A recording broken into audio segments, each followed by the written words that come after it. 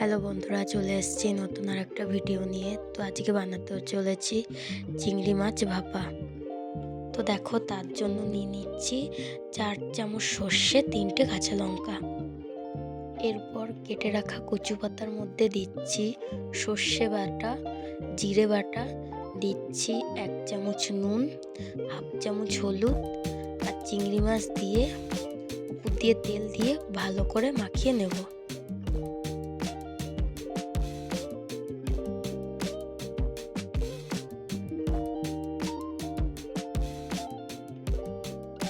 দেখো, মাখানো হয়ে গেছে। তো দেখো, কড়াই বসিয়ে দিয়েছি উপর দিয়ে সর্ষের তেল দিয়ে।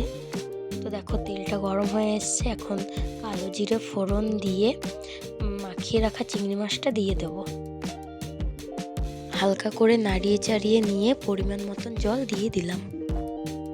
এরপর আবারও ভালো করে নাড়িয়ে চাড়িয়ে নিয়ে সেদ্ধ হতে দিলাম। তো দেখো, এটা সেদ্ধ হয়ে গেছে। তো স্বাদ মতন চিনি দিয়ে আবারও নাড়িয়ে নিলাম।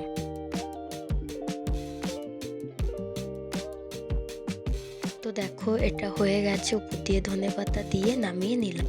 আর কমেন্টে জানিও কেমন হয়েছে। আর আমার পাশে থেকেও আমাকে সাপোর্ট করো, যাতে আরও ভালো ভালো রান্নার ভিডিও নিয়ে আসতে পারি।